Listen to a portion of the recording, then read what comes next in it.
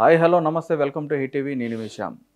ఈరోజు ఆంధ్ర రాజకీయాల పరిస్థితి చూసుకుంటే చాలా వేడివేడిగా హట్టుడికే ప్రయత్నాలు అయితే మాత్రం ఉన్నాయి. అయితే దీనికి సంబంధించి ఈరోజు మనతో పాటు మాట్లాడడానికి ప్రొడ్యూసర్ కమ్ డైరెక్టర్ అదేవిధంగా యాక్టర్ గ్రేట్ తమ్మారెడ్డి భరద్వాజ్ గారు మనతో పాటు ఉన్నారు. సార్ నమస్తే సార్.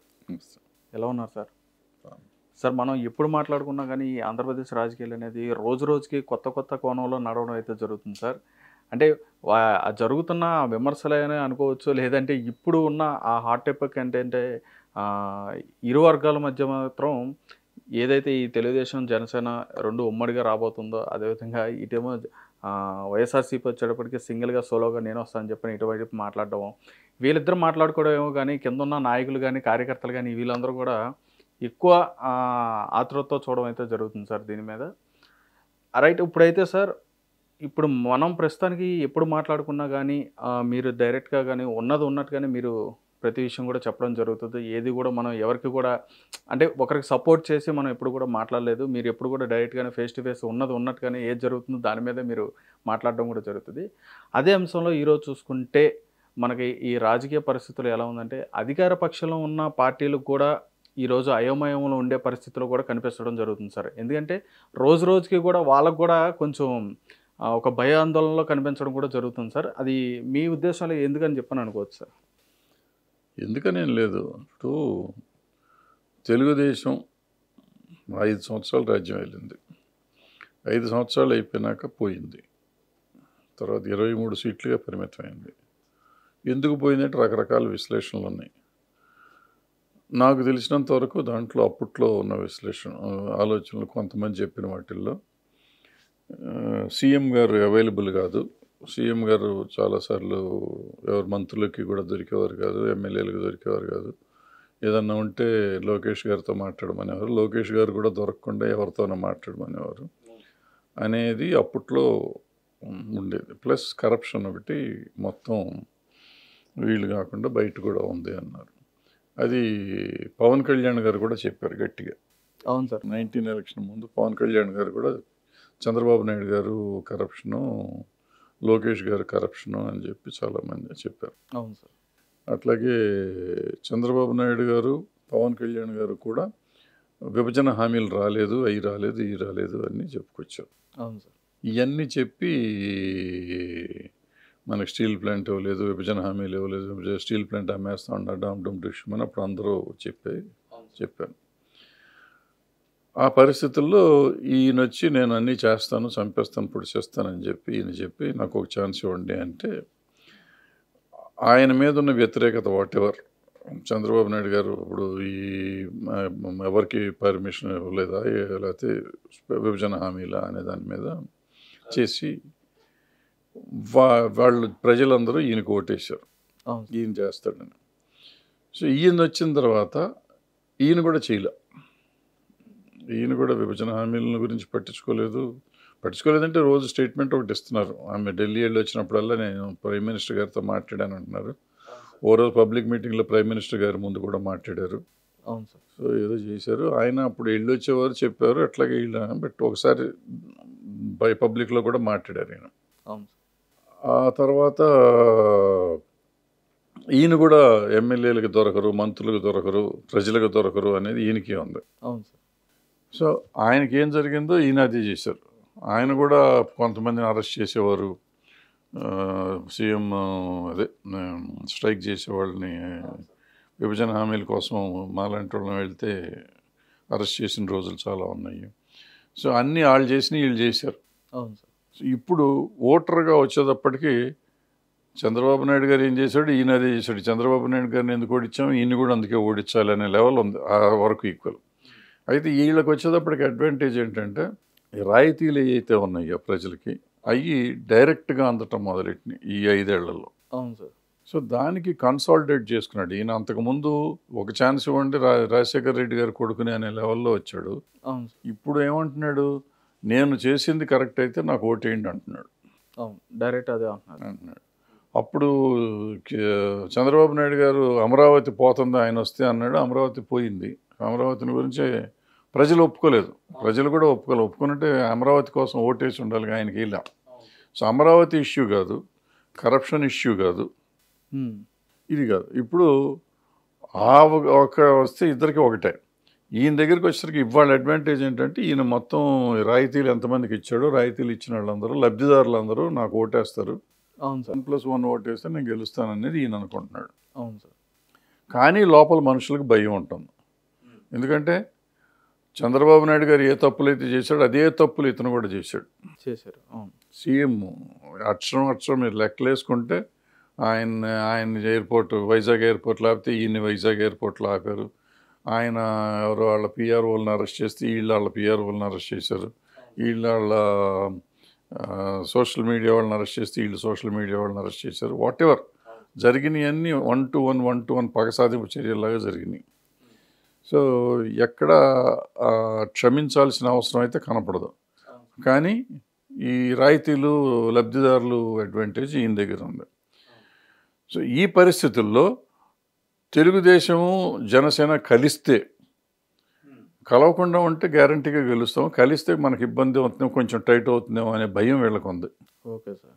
వాళ్ళకు సోలోగా వస్తే మన ఎట్టి పరిస్థితిలో గెలవని జనసేనకిన్నో తెలుగుదేశానికి 100% ఫిక్స్డ్. వాళ్ళు మొత్తం భయం, ముగ్గురికి భయం ఉంది. వాళ్ళిద్దరూ కలిస్తే మనకి డౌట్ ఏమో అని చెప్పి వీళ్ళకి భయపడుతున్నారు వైఎస్ఆర్సీపీ వాళ్ళు. కలవకపోతే అసలు మనం గెలవటం కాదు కదా, డిపాజిట్లు రావని వాళ్ళు అనుకోండి. సోలోగా వస్తే ఇద్దరు విడివిడిగా వస్తే, సో వీళ్ళకి ఎంతసేపు వాళ్ళు సోలోగా రావటం అవసరం. అవును సార్. వాళ్ళు కలవటం అనేది వీళ్ళకి ఇష్టం లేదు. అందుకని వీళ్ళు కావాల్సిన రాళ్ళు రప్పలు అన్నీ వాళ్ళ మీద వేస్తూ ఉంటారు. అల్టిమేట్గా ఆ పార్టీలు రెండు కానీ ఈ పార్టీ కానీ ప్రజల గురించి మాట్లాడటం అనేది తక్కువ మాట్లాడుతున్నారు. అవును. వాళ్ళ అభివృద్ధిని గురించి అప్పుడప్పుడు మాట్లాడుతూ ఉంటారు, వీళ్ళు అది మాట్లాడరు. మరి అభివృద్ధిని గురించి ఇప్పుడు కొంచెం ప్రమోషన్ చేస్తున్నారు, మేము అభివృద్ధి చేసామని చెప్తున్నారు. అవును సార్. సో అభివృద్ధిగా చెప్తే ఇప్పుడు వీళ్ళు చెప్పే లెక్క ప్రకారం వాళ్ళు ఎంత చేశారో వాళ్ళకంటే రూపాయి ఎక్కువ మేము అభివృద్ధి చేసామని వీళ్ళు అంటున్నారు. నిజాలు ప్రజలకు తెలుసు, మనం ఎక్కడ ఉన్నాం కూడా మనకు తెలియదు కదా. సో అక్కడ ప్రజలు చూసుకుంటారు. అభివృద్ధి కూడా చేసి ఉంటే లబ్ధిదారులతో పాటు డెఫినెట్గా వీళ్ళు గెలుస్తానికి ఛాన్స్ ఉంటుంది. అప్పుడు ప్రజలు ఆశీర్వదించవచ్చు. వీళ్ళు చెప్పేని అబద్ధాలు అనుకోండి, వీళ్ళు ఆశీర్వదించుకుంటే మళ్ళీ ఫోన్లు వీళ్ళు కాదు వాళ్ళిద్దరు కలిసారు కదా ఛాన్స్ ఇద్దామని వాళ్ళకి ఇవ్వచ్చు. సో ఇప్పుడు బేసిక్గా ఏంటంటే వాళ్ళిద్దరు కలిసి ఉన్నా కానీ వాళ్ళ మీద ఏదో చేయాలి.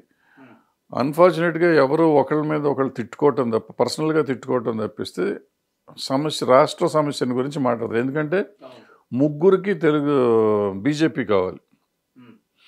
బీజేపీని అనటానికి లేదు. ఇప్పుడు మొన్న 19 ఎలక్షన్లో ఏంటి, విభజన హామీలను కాపాడతామని చెప్పి వీళ్ళు గెలిచారు.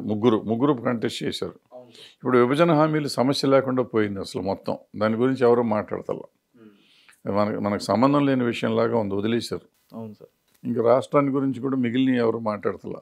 ఈ లబ్ధిదారులకు ఇచ్చారు కాబట్టి లబ్ధి మొత్తం మేము ఇస్తామని వాళ్ళు అంటున్నారు. ఎక్స్ట్రా ఇస్తాం, ఇంకో 6 పాయింట్లు ఇస్తామని చెప్పి తెలుగుదేశం వాళ్ళు అంటున్నారు. అది కాదులే మేము ఇంకొంచెం ఇస్తామని వీళ్ళు అంటున్నారు. ఏమి ఇస్తారో ఇంకా తెలియదు. దాని గురించి ఇంక పోట్లాట మొదలవ్వాలి, అయినాక చూద్దాం. అదే సార్. అంటే ఇక్కడ ఇంకొక విషయం ఉంది సార్.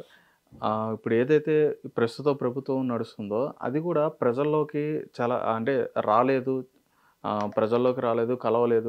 ప్రజల్లోకి ఎప్పుడైనా వచ్చినా కానీ తెరల వెనకాలే ఉండడం జరుగుతుంది, తెరలను పెట్టుకుని వెళ్ళడం జరుగుతుంది అని చెప్పిన విమర్శ కూడా నడిచింది సార్. మరి దాన్ని ఎలా చూసుకోవచ్చాను సార్? నిజమే అంట చెప్పాను అనుకోవచ్చా? నిజమే కదా, పరదాలు పెట్టుకుని ఉంటాం, లేకపోతే అవి పెడతాం, సెక్యూరిటీ అంటారు. కానీ ఏం సెక్యూరిటీ అండి? అంతకుముందు ప్రజల్లోనే తిరిగాడు కదా ఆయన. అవును సార్. ఎవరికైనా ఇప్పుడు చంద్రబాబు నాయుడు గారు ఆ పొజిషన్లోనే ఆయన ఇప్పుడు 15 కార్లు ముందు 15 కార్లు వెనక లేకపోతే ఆయన కదలట్లేదు. అవును సార్. పవన్ కళ్యాణ్ గారు ముందు వెనక కారు లేకపోతే ఆయన రావట్లేదు. సో వీళ్ళందరికీ సెక్యూరిటీ కావాలి. మీటింగులు పెడితే ఎవరు మీటింగ్ పెట్టినా కానీ ఒక 100 అడుగులు ముందు ఖాళీ వస్తున్నారు, బ్యారికేడ్స్ వేస్తున్నారు అన్ని పార్టీలు. అవును సార్. సో వీళ్ళు అందరూ అదే పరిస్థితులు ఉన్నారు. పోతే వాళ్ళు గవర్నమెంట్ రూలింగ్లో ఉన్నారు కాబట్టి పరదాలు కూడా కడుతున్నారు. వెళ్ళేటప్పుడు వచ్చేటప్పుడు వీళ్ళకి పరదాలు కడతల్లా. అదే సార్. రేపు రూలింగ్ వస్తే వీళ్ళు కడతారో మనకు తెలియదు. అదే సార్. సో పరదాలు అనేది కాదు, కానీ ఇప్పుడు బేసిక్గా అన్ని పొలిటికల్ పార్టీస్ ప్రజల్లోకి వెళ్తానికి భయపడుతున్నాయి. ప్రజల్లోకి వెళ్తానికి అంటే మరి ఏం భయమో తెలియదు. అదే సార్. ఏంటో తెలియదు. వీళ్ళు ప్రజల కోసం మనం పనిచేస్తానికి వచ్చినాక ఏ ప్రజలు చంపుతారని వీళ్ళు భయపడుతున్నారో తెలియదు. ముగ్గురు మరి వాళ్ళకి ప్రజల మీద నమ్మకం లేదా, వాళ్ళ మీద వాళ్ళకి నమ్మకం లేదా, లేకపోతే వాళ్ళు ఏదో వేరే తప్పుడు పనులు చేసి వేరే వాళ్ళు ఎవరైనా చంపుతారని పొలిటికల్గా అడ్డం పెట్టుకుంటున్నారా, అవన్నీ మనకు అర్థం కావట్లేదు. అదే సార్. అంటే ఇంతకు ముందున్న రాజకీయాల్లో అంటే గతంలో దగ్గర దగ్గర చూసుకుంటే ఇప్పుడు ఎన్టీఆర్ గారి హయాంలో గానీ, అప్పుడు రాజశేఖర రెడ్డి గారి హయాంలో గానీ, అంటే ఇటువంటి సెక్యూరిటీ ఉండేది. కానీ ఏంటంటే మాక్సిమం వాళ్ళంతా కూడా ప్రజల్లోనే ఉండి అధికారంలోకి వచ్చిన తర్వాత కూడా ప్రజల్లో తిరిగి వారితో సత్సంబంధం సంబంధాలు పెట్టుకుని వాళ్ళేంటో మీటింగ్‌లు పెట్టుకోవడం ఇట్లాంటివి జరిగాయి సార్. కానీ ఇప్పుడు ఎక్కడ కూడా దానికి సంబంధించిన దాఖలాలు లేవు. అదే విధంగా అంటే ఒకటే అంటున్నారు. ఈ ఈ ఈ ప్రశ్నగా ఎవరు అడిగినా గానీ, ప్రజల్లోకి మీరెందుకు రావట్లేదు? ప్రజల సమస్యలు మీరెందుకు అడగట్లేదు? ఏ అధికార పార్టీ అని చెప్పని అడిగితే, వారనేదేంటంటే, మీకివ్వాల్సిన సంక్షేమాలు మీకొస్తున్నాయి గదా! మీకు అందవలసినవి మీకు అందుతున్నాయి కదా! మీకు ఇంకేంటి బాధ అన్నట్టుగా మాట్లాడడం అంటే ప్రతి చోట కూడా ఇదే వినిపిస్తుంది సార్. అది కరెక్ట్ అని చెప్పని అనుకోవచ్చు. ఏంటి బాధ అనేది వంద బాధలుంటాయి. ఇప్పుడు ప్రజలను అడుక్కునే వాళ్ళని చేయటంతో సమస్య తీరదు కదా! ఇప్పుడు విద్య, వైద్యం అనేది బాగా చేస్తున్నారు వీళ్ళు నిజంగాను. అంతవరకు అభినందించాలి. But at the same time అడుక్కునే వాళ్ళని తయారు చేయకూడదు కదా! వాళ్ళకి ఉపాధి కల్పన ఎలా చేయాలి అనేది ఆలోచించి ఉపాధి సంపాదించుకునే పరిస్థితి కాదు. లేదంటే అప్పులు చేసి వాళ్ళకి ఇస్తానే పోతుంటే ఎంతకాలానికి ఇవ్వగలం? సో అదే ఉపాధి సృష్టించామనుకోండి, ఉపాధి సృష్టిస్తే వాళ్ళు ఉపాధి చేసుకుంటా బతుకుతూ ఉంటే బాగుంటుంది. ఇక ఒక పక్కన విద్యా వైద్యం జరుగుతూ అంటే డెఫినెట్గా వీళ్ళంతటా వీళ్ళు ఉపాధి కల్పించుకోవడానికి ఉంటుంది. అది ఫ్రూట్స్ రావడానికి అంత 15 ఏళ్ళు పైన పడుతుంది. ఇప్పుడు రాదు. 15 ఏళ్ళు మన వాళ్ళని పోషించాల్సిందే. ఈ 15 ఏళ్ళ తర్వాత కదా వచ్చేది. సో 15 ఏళ్ళు ఎలా కాపాడాలి? 15 ఏళ్ళకి మనం వేరే ఉపాధి కల్పించాలి కదా వాళ్ళ తల్లిదండ్రులకి. సో అది కొంచెం ఆలోచించాల్సిన విషయం. అది ఎట్లా ఆలోచిస్తారో ఏం చేస్తారో చూడాలి. అదే సార్. Right sir. ఇక్కడ ఇంకొక విషయం ఏంటంటే సార్, కొన్ని ప్రముఖ ఛానల్స్ ఏంటంటే వారి అత్యుత్సాహం కోసం అంటే అవి కొన్ని పార్టీలకి వెనకాలుండి నడిపించే కొన్ని సపోర్ట్ చేస్తూ ఉన్న ఛానల్స్ ఏంటంటే ఇంకా సీట్స్ అనేవి అనౌన్స్ చేయకుండానే, అదేవిధంగా ఈ క్యాండిడేట్స్‌ని అనౌన్స్ చేయకుండానే, ప్లేసులు కూడా అనౌన్స్ చేయకుండా వాళ్ళు ఏంటంటే రివ్యూస్ ఇచ్చేయడం గానీ, లేదా సర్వేలు ఇచ్చేయడం గానీ, వాళ్ళ సర్వే ప్రకారం మా పార్టీ వస్తుందని చెప్పడం వల్ల ప్రజల్లో కూడా చాలామందికి కొంత ఇదొక డిఫరెంట్‌గా కనిపించడం కూడా జరుగుతుంది సార్. దాన్ని ఎలా తీసుకోవాలని చెప్పనను? ఏం తీసుకోవటం ఏం లేదమ్మా. మనకు టైం పాస్. మనం ఇక్కడ కూర్చొని చెప్పట్లేదా? మనం హైదరాబాద్‌లో కూర్చొని మనకి ఏ రకమైన సంబంధం ఉంది ఆంధ్రాతో? మనం ఎందుకు మాట్లాడుకుంటున్నాం దాని గురించి? వాళ్ళు వీళ్ళు గెలుస్తారు, వాళ్ళు గెలుస్తారు, మనకేం తెలుసు? ఎంతమందితో మాట్లాడాం మనం? అవును సార్. సో మనం మాట్లాడినట్టు వాళ్ళు మాట్లాడతారు. మరి వాళ్ళు పేపర్లో అంతంత ఎస్టాబ్లిష్మెంట్ పెట్టుకొని ఇన్ని సంవత్సరాల నుంచి పేపర్లో, టీవీలు, ఛానల్లో పెట్టుకున్నవాళ్ళు మరి వాళ్ళు కూడా చేయాలి కదా. అందులో ప్లస్ లాయల్గా కొన్ని పార్టీలకు ఉన్నవాళ్ళు, ఏ పార్టీకి ఆ పార్టీకి ఉన్నవాళ్ళు వాళ్ళ పార్టీ గెలుస్తుంది అని చెప్పుకోకపోతే ఎట్లా?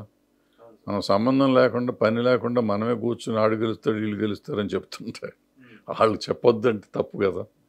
వాళ్ళు ప్రమోషన్ చేసుకోవాలి కదా. మరి అంటే ప్రజల్లోకి అది ఏ విధంగా వెళ్తుంది సార్? ఇప్పుడు మనం ప్రజలు మాట్లాడుతున్నారు తెలియగల మనం చెప్పామనో లేకపోతే ఆ టీవీ ఛానల్ చెప్పినాయనో ఓట్లేరు. అదే సార్. వాళ్ళు ఆల్రెడీ ఫిక్స్ అయిపోయి ఉంటారు. లేదా అప్పుడు లాస్ట్గా ఫిక్స్ అయిపోయి ఎవరు మంచి చేస్తారు అనుకుంటే వాళ్ళకి ఓటేస్తారు. ట్రై చేస్తూనే ఉంటారు ప్రజలు. ఇప్పుడు కేసీఆర్ గారిని ఇక్కడ మార్చలేదా? అవును సార్. కేసీఆర్ గారు ఇక మారరు అనుకునే పరిస్థితిలో ఉన్నప్పుడు ఆయన మారలేదా?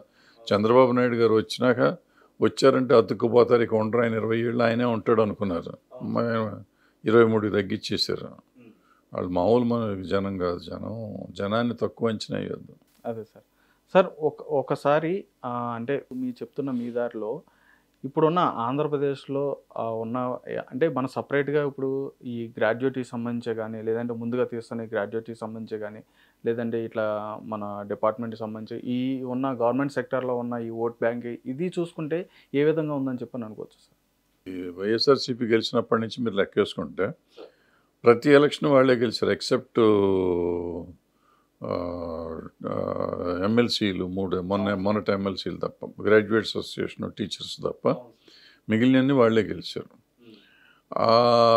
ఆ తేడా కొంచెం ఉంది. దాంట్లో ఏంటంటే దాన్ని బట్టి మనకు అర్థమయ్యేది ఏంటంటే సిటీస్లో వాళ్ళు వీక్గా ఉన్నారు, కొంచెం వీక్ అవుతారు, గ్యారంటీగా తగ్గుతుంది. కిందకి వెళ్ళేటప్పుడు వాళ్ళు బాగున్నారు. సిటీస్లో కూడా ఎడ్యుకేటెడ్ సర్కిల్లో కొంచెం వీక్గా ఉన్నారు అనేది కొంచెం, అంటే middle class, upper middle class అంతా వీక్గా ఉన్నారు, కింద బాగున్నారు. ఎందుకంటే గ్రాడ్యుయేట్స్ అంటే చదువుకున్న వాళ్ళు మాత్రమే ఓట్లు వేస్తారు కదా. సో వాళ్ళ దగ్గర వీళ్ళు ఓటమి చూశారు. సో దాన్ని బట్టి డెఫినెట్గా ఓటింగ్ షేర్ తగ్గుతుంది సిటీస్లో కొంతవరకు. మిగతా చోట్ల అన్ని చోట్ల వాళ్ళే గెలిచారు కదా. ఇంతవరకు ఓడిపోయింది ఎక్కడ లేదు వాళ్ళు. పవన్ కళ్యాణ్ గారు, చంద్రబాబు నాయుడు గారు ఏదైతే సభ పెట్టారో, ఈ జెండా సభ ఏదైతే పెట్టారో దానిపైన మీ అభిప్రాయం ఏంటి సార్? పూర్తి అభిప్రాయం ఏంటి సార్?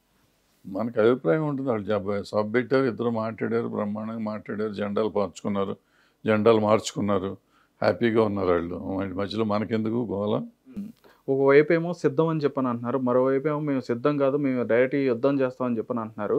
అంటే ఇప్పుడున్న సమాజాన్ని బట్టి, ఇప్పుడున్న రాజకీయాలను బట్టి నిజంగా పౌరకాలంలాగే యుద్ధాలు చేసి ప్రజల యొక్క మన్నను పొందాలని చెప్పని అనుకోవచ్చా సార్?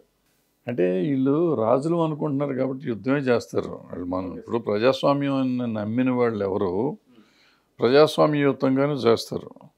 ఇప్పుడు వీళ్ళు ఎవరన్నా కూర్చుని 10 మంది కూర్చుని ఎవరు ప్రజలకి మంచి చేస్తారు వాళ్ళని మనం ఎలక్షన్కి పెట్టుకుందాము అని అనుకుంటున్నా.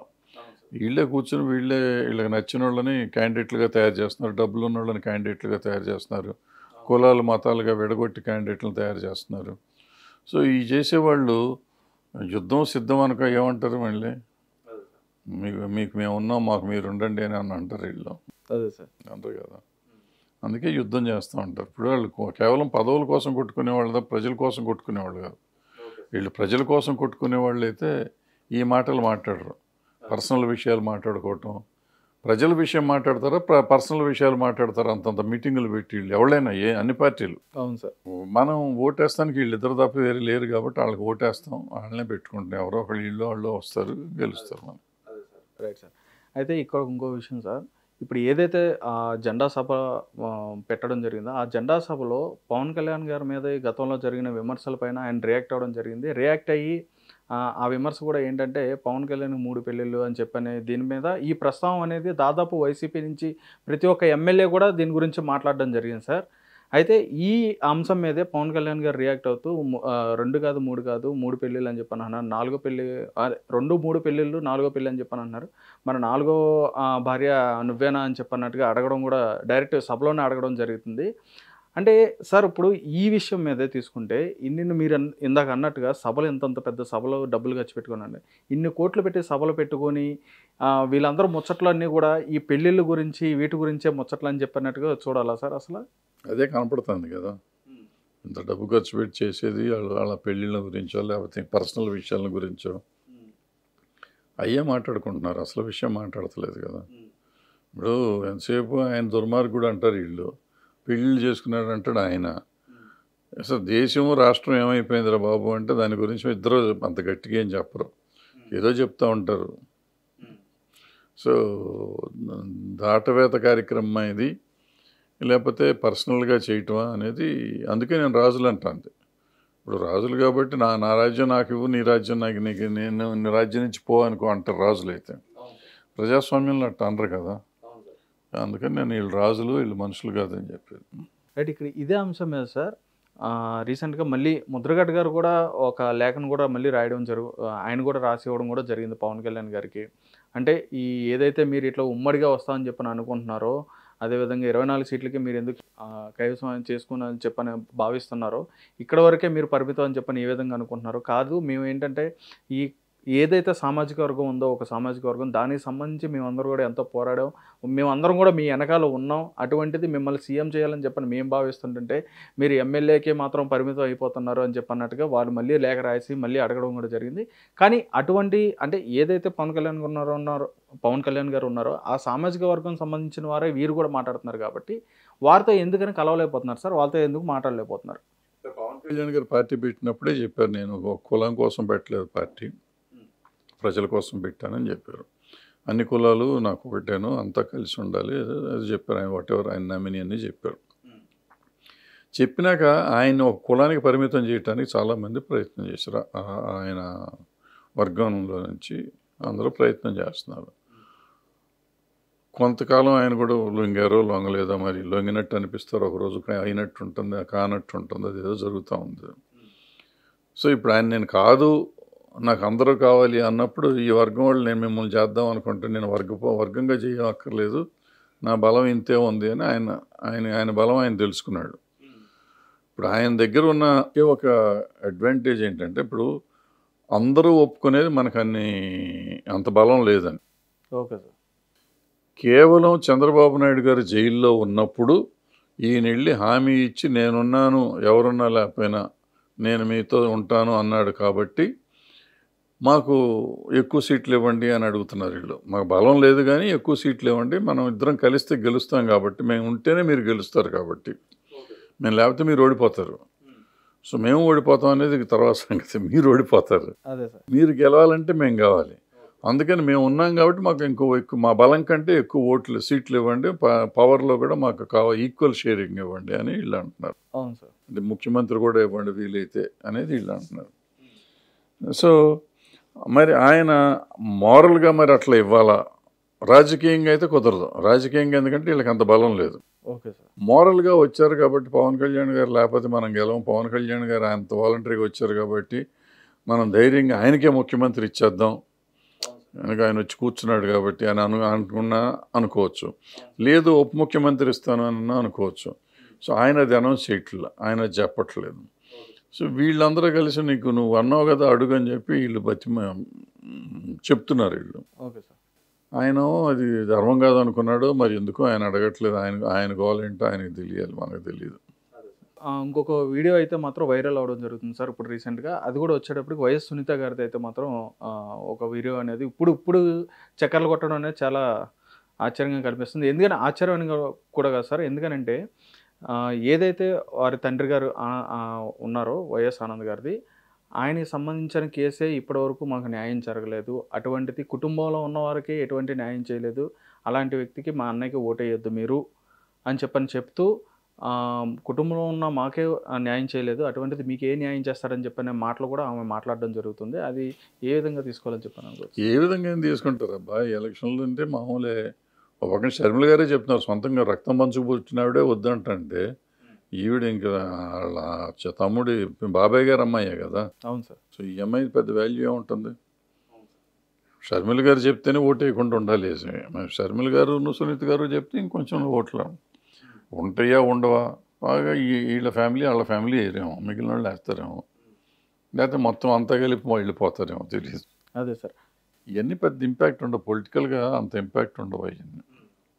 అదే సార్, అంటే ఏం లేదు సార్, ఇప్పుడు షర్మిల గారు ఏదైతే ఇప్పుడు కాంగ్రెస్ పార్టీలోకి వచ్చి ఇప్పుడు ఆమె పిసిసి అధ్యక్షురాలుగా ఉండడం జరుగుతుంది. అదేవిధంగా ఇదే సమయంలో సునీత గారు కూడా, వైఎస్ సునీత గారు కూడా ఈ విధంగా మాట్లాడడం జరుగుతుంది. దీనివల్ల ఇప్పుడు జగన్మోహన్ రెడ్డి గారికి ఏమైనా ఎఫెక్ట్ పడుద్దా, లేదంటే ప్రజల్లో కానీ వాళ్ళకి కానీ ఏమైనా ఇబ్బంది కలిగే అవకాశం ఉంటుంది? అవి పెద్దగా ఏం జరగవు, ఎందుకంటే అంతకుముందు ఎలక్షన్స్లో చూసాం కదా, లక్ష్మీభారతి గారు సెపరేట్గా చేశారు, హరికృష్ణ గారు సెపరేట్గా చేశారు. తెలుగుదేశానికి ఏమైనా ఫరక్ పడిందా? ఏం పడలా. అట్లాగే ఇది కూడా అట్లాగే ఉంటుంది, పెద్దగా ఏం పడదు. అదే సార్, అంటే ఇప్పటికీ కూడా కేసులు అనేవి ఎందుకని మీ దేశంలో అయేషా కేసు ఇంతవరకు సాల్వ్ చేశారా? ఓకే, వీళ్ళు ఎన్ని పర్సనల్ కేసులు, కొంచెంసేపు వీళ్ళే దుర్మార్గులు అనుకుందాం, కొంచెంసేపు వీళ్ళే మర్డర్ చేశారు అందుకని వీళ్ళు కాపాడతలేదు అనుకుందాం కొంచెంసేపు. మరి అయేషా కేసు ఎందుకు అవ్వలేదు? చంద్రబాబు నాయుడు గారు మొన్న 5 ఏళ్ళు వేయలేరు, అప్పుడైనా చేయాలి కదా ఆ అబ్బాయిని. సత్యంబాబు కేసు అవును సార్, సాల్వ్ చేయాలి కదా, ఎందుకు చేయట్లేదు? ఇది వివేకానంద రెడ్డి గారికి ఐసీ వచ్చింది, 5గురిని అరెస్ట్ చేశారు కదా, 4గురిని 5గురిని అరెస్ట్ చేశారు కదా, మరి వాళ్ళు బెయిల్తో ఎందుకు తిరుగుతున్నారు? బెయిల్కి ఎందుకు వీళ్ళు సపోర్ట్ చేస్తున్నారు? ఇప్పుడు కేసు ఒక రకంగా సాల్వ్ అయిపోయింది, సాల్వ్ అయిపోయి వాళ్ళు ఒప్పుకున్నారు, వాళ్ళు చెప్తున్నారు ఏదో బెంగళూరు కేసు, బెంగళూరు దానికోసం చేసామంటున్నారు. ముందు వాళ్ళని అరెస్ట్ చేసి వాళ్ళ సొల్యూషన్ జరగనివ్వకుండా ఇప్పుడు ఈ రూలింగ్ పార్టీ వాళ్ళము అపోజిషన్ పార్టీ మీద తోద్దామని, అపోజిషన్ పార్టీ వాళ్ళము రూలింగ్ పార్టీ మీద తోద్దామని కేసుని అటు ఇటు కాకుండా చేశారు. ఇప్పుడు ఆ కేసు ఏమైంది? అట్లాగే కోడికత్తి కేసు ఎందుకు 2 సంవత్సరాలు పడుతుంది? అట్లాగే చంద్రబాబు నాయుడు గారి మీద 16-17 కేసులు ఉన్నాయి, అవన్నీ ఎందుకు కోర్టులో పెండింగ్లో ఉన్నాయి, అన్ని స్టేల మీద ఎందుకు నడుస్తున్నాయి? అట్లాగే జగన్మోహన్ రెడ్డి గారి మీద 10-15 ఏళ్ళ నుంచి ఆ కేసు ఎందుకు నడుస్తుంది? ఎందుకు సొల్యూషన్ రాదు? సత్యంబాబు కేసు ఎందుకు రాదు, ఎందుకు తేలదు? ఇవన్నీ ఎట్లా కేసులు? ఇవన్నీ వీటిని గురించి మనం ఆలోచించి ఎవరిని చేస్తున్నారంటే నాకు తెలిసి చేయట్లేదు. వీటిని గురించి చేయాలంటే ఎవరు గెలవకూడదు, వీళ్ళు ఎవరు ఉండకూడదు. మరి నిజంగానే వీళ్ళు అందరూ దుర్మార్గుల కింద లెక్క వస్తుంది. బట్ ప్రజలు వాటన్నిటిని పట్టించుకోవట్లేదు, లేకపోతే దిక్కు లేక వీళ్ళకే వేస్తున్నారేమో. వేరే వాళ్ళు లేరు కదా, వేరే పార్టీలు లేవు అనుకుంటున్నారు. ఏమో ఇప్పుడు బేసిక్గా ఏంటంటేనమ్మా, నీకు ఈయన జనం కొంతమంది ఉన్నారు. జగన్మోహన్ రెడ్డి గారికి ఒక పర్సంటేజ్ ఉంది, చంద్రబాబు నాయుడు గారికి ఒక పర్సంటేజ్ ఉంది, పవన్ కళ్యాణ్ గారికి ఒక పర్సంటేజ్ ఉంది. మిగిలిన వాళ్ళందరికీ చాలా నెగ్లిజిబుల్ పర్సంటేజ్ ఉంది. సో కన్ఫర్మ్డ్గా వీళ్ళకున్న ఓట్లు, మిగిలిన ఓట్లు ఓటు వేయని వాళ్ళు ఎక్కువ ఉన్నారు, ఓటు అసలు పట్టించుకునే వాళ్ళు ఎక్కువ ఉన్నారు. ఇవన్నీ చూసి ఇరిటేట్ అయ్యి దూరంగా వెళ్ళిపోయే వాళ్ళు కూడా అంతమంది ఉన్నారు. అది ప్రాబ్లం. అంటే ఇటువైపు మీరు చెప్తున్నట్టుగా ఏదైతే వీళ్ళకి సంబంధించిన పర్సంటేజ్లో ఈ ఓట్ బ్యాంక్ ఏదైతే ఉందని చెప్పని అంటున్నారో, ఈ ఓట్ బ్యాంక్ని చూసుకుంటే ఇటు తెలుగుదేశం జనసేనతో పాటు బీజేపీ కూడా ఉమ్మడిగా వచ్చే అవకాశం కూడా ఉందని చెప్పని అనుకోవచ్చా సార్ మరి? ఎందుకంటే పవన్ కళ్యాణ్ గారు ఎన్డీఏలో భాగంగా నాతో పాటు బీజేపీని కూడా తీసుకొస్తాను నేను అని చెప్పడం జరుగుతుంది. కానీ సెంట్రల్లో చూసుకుంటే బీజేపీకి వచ్చేటప్పటికి ఏంటంటే వారికి వచ్చేటప్పటికి పార్లమెంట్ సీట్లు అనేది కావడం చాలా ముఖ్యం సార్ వాళ్ళకి. అటువంటి సమయంలో వీళ్ళతో ఈ ఎవరితో అయితే మాత్రం కలిసి రావచ్చు అని చెప్పని అనుకోవచ్చు. ఎన్డీఏకి బీజేపీకి ఎందుకు అంత అవసరం ఏం లేదు. First point. రెండో పాయింట్ ఏంటంటే ఈ 3 పార్టీలు బీజేపీలే. Okay sir. 3 పార్టీలు బీజేపీకి ఓటేసేయ వాళ్ళు వద్దన్నా కూడా ఎంపర్లాడుతున్న బ్యాచ్ వీళ్ళంతా. సో వాళ్ళు వచ్చినా వీళ్ళు వచ్చినా ఓటు వాళ్ళయ్యే. 25 సీట్లు వాళ్ళయ్యే మొత్తం, అన్లెస్ కాంగ్రెస్ పొరపాటున గెలిస్తే తప్ప. వాళ్ళకి కాంగ్రెస్కి అంత ఛాన్స్ లేదు. సో ఈ 3 పార్టీలు ఎవరు వచ్చినా కానీ బీజేపీ సీట్లే. అందుకని వాళ్ళు బీజేపీ వాళ్ళు వీళ్ళు ఎవరిని కేర్ చేయాల్సిన అవసరం లేదు. ఎన్డీఏలో కంటారా, ఎన్డీఏ అనేది పెద్ద పార్టీ, బీజేపీ హెడ్ చేస్తున్న పార్టీ. అవును సార్. పవన్ కళ్యాణ్ గారు హెడ్ చేస్తున్న పార్టీ కాదు. నేను ఉంటాను, మీరు వాళ్ళు వస్తారు నా వెనకాల అంటానికి. అదే సార్. వాళ్ళు హెడ్ చేస్తే వాళ్ళల్లో ఈయన ఉన్నాడు. ఎందుకంటే ఈయనకి ఒక ఎమ్మెల్యే లేదు, ఒక ఆయన లేకుండా ఈయనకి అవకాశం ఇవ్వటం ఎక్కువ. అవును సార్. ఇప్పుడు వాళ్ళని తీసుకొస్తాను అనే అంత సీన్ ఉందా లేదా అంటే వాళ్ళకేదో లబ్ధి ఉంది, ఈయన వల్ల కొంత లాభం ఉంది. ఎందుకంటే ఆంధ్రాలో ఈయనకి విపరీతమైన ఫాలోయింగ్ ఉంది కాబట్టి వాళ్ళకి అసలు బ్యాకింగ్ లేనుగా ఈయన ఉంటే బాగుంటుందని ట్రై చేశారు. వాళ్ళందరినీ ట్రై చేశారు. ఈవెన్ మన ఎన్టీఆర్ గారి దగ్గరికి కూడా వచ్చి వెళ్ళారు కదా వాళ్ళు. అవును సార్. అవును. సో అట్లా ఆయన పడలేదు, ఈయన పడ్డాడు. ఏదో మొత్తానికి జరుగుతుంది, అది అదే సార్ నడుస్తుంది. అదే సార్. అంటే ఇప్పుడు పవన్ కళ్యాణ్ గారికి ఎటువంటి అయితే ఫ్యాన్ బేస్ ఉందో, అది ఇప్పుడు ఒక పార్టీగా, అది ఒక మీటింగ్ కానీ ఒక సభ కానీ ఏది ఏర్పాటు చేసినా కానీ కొన్ని లక్షల మంది అయితే మాత్రం రావడం జరుగుతుంది. కానీ అదే వస్తున్న ప్రజల్ని ఓట్ బ్యాంక్గా మార్చుకునే అవకాశం ఉంటుందని ఈ 2024లో భావించవచ్చా సార్? లేదు, ఉండదు. అంటే కొంత పర్సంటేజ్ మారుతుంది. పోయినసారి కంటే కొంచెం బెటర్ అవుతుందేమో కానీ అదంతా ఓట్ బ్యాంక్గా మారిన పరిస్థితులు అయితే కనపడదు. ఏంటంటే ఇప్పుడు మొన్న సభ ఉంది, ఒకటే అర్థం చేసుకోవాలి, సభలో మనం మాట్లాడుతున్నప్పుడు ప్రజలు మనని వింటున్నారా లేదా అనేది ఇంపార్టెంట్. అవి వినకుండా గోల్ చేస్తూ ఉంటే జిందాబాదు సీఎం ఇవన్నీ మాట్లాడుకుంటుంటే వాళ్ళ మాటలు వాళ్ళు మాట్లాడుకుంటూ ఉంటే ఈయన మీద కాన్సన్ట్రేట్ చేయకపోతే ఇంకేముంటుంది. వీళ్ళు కూడా వాళ్ళు జేజేలు కొడతానికి డైలాగులు మాట్లాడతాం తప్ప ఈ ప్రజలు ఎవరికంటే ఓటు వేసేవాడికి కావాలి, వచ్చిన వాళ్ళకి కాదు సపోర్ట్ చెప్పాల్సింది. Okay sir. ఓటుగా కన్వర్ట్ చేయడానికి ఏం చేయాలనే ఆలోచన లేకుండా వీళ్ళు సినిమా డైలాగులు సినిమాల్లో మనం తప్పట్లు కొట్టి డబ్బులు కాగితాలు విసురుతాము, దానికోసం మాట్లాడుతున్నారు. అది ఎలక్షన్కి వర్కౌట్ అవ్వదు. బట్ వాళ్ళు అదే చేస్తున్నారు అన్ని పార్టీలు. అదే సార్. అయితే ఇక్కడ ముఖ్యంగా ఏంటంటే సార్, ఇప్పుడు చంద్రబాబు నాయుడు గారు ఏదైతే ఉందో, అంటే ఇప్పుడని కాదు సార్, అంటే ఏ రాజకీయ నాయకులను చూసుకున్నా కానీ వారికంటూ ఒక సామాజిక వర్గాన్ని గుర్తింపు అనేది ఇవ్వడం జరిగింది సార్.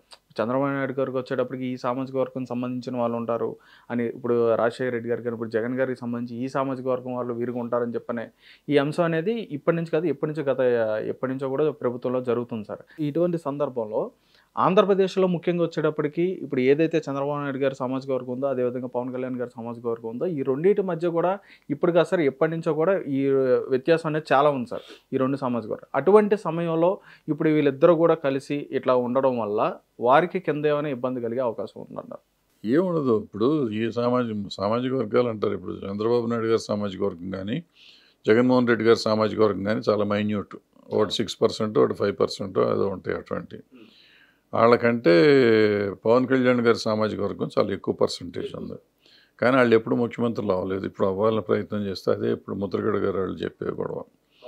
సో ఆ ఓటింగ్ ప్యాటర్న్ కానీ అట్లా ఉంటే పోయినసారి పవన్ కళ్యాణ్ గారే గెలిచి ఉండేవారు కదా. అట్లీస్ట్ ఆయనన్నా గెలిచేవాడు కదా. అవును సార్. సో గెలవట్లేదంటే ఎక్కడా ఒక యూనిటీ లేదు. ఇప్పుడు మిగతా వీళ్ళిద్దరికీ సామాజిక వర్గాలు కాదు, వీళ్ళు మొత్తం ప్రజలు ఓటేస్తున్నారు. వీళ్ళ సామాజిక వర్గాలు ఓటేస్తే వీళ్ళ అడ్రస్ డిపాజిట్లు కూడా ఉండవు. గారికి, జగన్మోహన్ రెడ్డి గారికి కానీ, చంద్రబాబు నాయుడు గారిని, వీళ్ళిద్దరికి డెఫినెట్గా ప్రజలు అండ ఉంది. ఆయనకి సామాజిక వర్గం అండ కూడా పూర్తిగా లేకపోవటం వల్ల ఆయనకి తక్కువ ఓట్లు వచ్చినాయి. ఎప్పుడైతే సామాజిక వర్గం ఆయన్ని సపరేట్ చేస్తున్నారో, ఎందుకంటే ఏ మనిషి సామాజిక వర్గం ఎంత ప్రేమ ఉన్నా కానీ సామాజిక వర్గం అంత సమిష్టిగా ఒకళ్ళకి వేయరు. రకరకాల సమస్యలు ఇప్పుడు ఉన్నాయండి దీంట్లో. సో ఎప్పుడు నువ్వు కులంగా మతంగా విడగొడదామనే ప్రయత్నం చేస్తే కొంచెం కష్టం అవుతుంది. అయితే ఇప్పుడు మాట్లాడుకున్న ఏదైతే సభలో ఉందో, ఈ జెండా సభలో వచ్చేటప్పటికంటే పవన్ కళ్యాణ్ గారు చేస్తున్న విమర్శలో ఇదొక భాగం సార్. ఆయన అంటుంది ఏంటంటే, మేము యుద్ధం చేస్తున్నది ఎవరితో, బాబాయిని గొడ్డలతో నరికిన వాళ్ళతో, అదేవిధంగా చెల్లిని గోడకేసి కొట్టిన వాళ్ళతో అని చెప్పన్నట్టుగా ఈ రకమైన మాటలతో ఆయన చెప్పడం జరుగుతుంది, విమర్శ చేయడం జరుగుతుంది. నిజంగా ఇవి ఆయన అన్న మాటలన్నీ నిజంగా తీసుకోవాలని చెప్పని అనుకోవచ్చా సార్? అంటే జరిగినాయి అని చెప్పని తీసుకునే వాళ్ళు అయితే అతను చీఫ్ మినిస్టర్ చేయరు కదా ప్రజలు. ఇది కొత్తగా చెప్పారా? బాబాయిని చంపింది చెల్లి సంగతి ఇప్పుడు కొత్తగా చెప్తున్నారు. కానీ ఇంతకుముందు అతను దొంగ, 1,00,000 కోట్లు తినేశాడు, దుర్మార్గుడు, దుష్టుడు అని చెప్పారు. అవన్నీ చెప్పిన కొత్త విషయాలు కాదు. ఈవెన్ 19 ఎలక్షన్లో చెప్పారు, 2014లో చెప్పారు, అన్ని చోట్ల చెప్పారు, ఇప్పుడు మళ్ళీ చెప్తున్నారు. సో దాని గురించి పట్టించుకుంటే అతను ముఖ్యమంత్రిని 19లో చేయరుగా. 14లో కూడా 67 సీట్లు 65 సీట్లు ఎన్నో ఇచ్చారు కదా, మరి ఎట్లా ఇచ్చారు? సో ప్రజలు అవన్నీ సీరియస్గా తీసుకోవట్లే. ప్రజలకి వాళ్ళకి ఏం కావాలో వాళ్ళు చూసుకుంటారు. అదే సార్. సో ఇప్పుడు ఇచ్చిన లబ్ధిదారులు మరి ఏం చేస్తారో చూద్దాం. అదే సార్. అయితే ఇప్పటి వరకు జరిగిన ఈ ప్రభుత్వ కాలం పరిమితి ఏదైతే ఉందో, 19 నుంచి ఈ 24 వరకు అయితే ఏదైతే జరిగిందో, ఈ జరిగిన కాలంలో కూడా ఎక్కడ కూడా అధికార పక్షం కానీ లేదా ప్రతిపక్షంలో ఉన్న పార్టీలు కానీ ఏవి కూడా ప్రజల సమస్య గురించి మాట్లాడలేదు. వారు ఎప్పుడు కూడా వ్యక్తిగత సమస్యల గురించి, వ్యక్తిగత విమర్శల గురించి మాట్లాడుకున్నారు. ఎక్కడ చూసుకున్నా, ఏ సభల్లో చూసుకున్నా, ఏ మీటింగ్లో చూసుకున్నా కానీ వీటి గురించే మాట్లాడుకున్నారని చెప్పిన అది నిజమేనంటారు సార్? కనపడుతుంది కదా, అన్ని పేపర్లు, టీవీల్లో అన్నీ కనపడుతున్నాయి. మరి లోపల ఏమైనా చెప్పారేమో తెలియదు. ఇప్పుడు మనం వాటిని చూసే కదా మాట్లాడతాం. ఇప్పుడు వీళ్ళు ఎంతసేపు సోది చెప్తాండి. ఇప్పుడు ఒక అరగంట సేపు టైం మాట్లాడుతున్నారు అనుకో ఒక పెద్ద మనిషి, అరగంటలో 20 నిమిషాలు 25 నిమిషాలు నువ్వు చెత్త మాట్లాడి తర్వాత 5 నిమిషాలు మాట్లాడితే 5 నిమిషాలు నాకు ఓపిక ఉండొద్దు వినటానికి. ఇప్పుడు అసలు ఎవరికి ఓపిక ఉంటుంది? నువ్వు అందుకని మాట్లాడేది ఏదో మంచి మాట్లాడతాం నేర్చుకుంటే మాట్లాడుతున్నారు. అన్ఫార్చునేట్గా ఎవరూ మాట్లాడతలేదు. Okay sir, thank you sir, thank you so much. మీ విలువైన సమయాన్ని మాకు కేటాయించినందుకు thank you sir, thank you so much. Right, చూశారు కదా మరి ఏపీలో జరుగుతున్న ఈ రాజకీయ మార్పులు చేర్పుల గురించి అయితే మాత్రం ఈరోజు మనం చర్చించుకోవడం జరిగింది. మరొక ఇంటర్వ్యూతో మీ ముందు కోసం చూస్తూనే ఉండండి హిట్ టీవీ. సమస్య లేని ఇల్లు ఉండదు, పరిష్కారం లేని సమస్య ఉండదు. బంధాలు గొప్పవి, బాధలు చిన్నవి. మీ సమస్యని మేము పరిష్కరిస్తాం. రండి, మాట్లాడుకుందాం.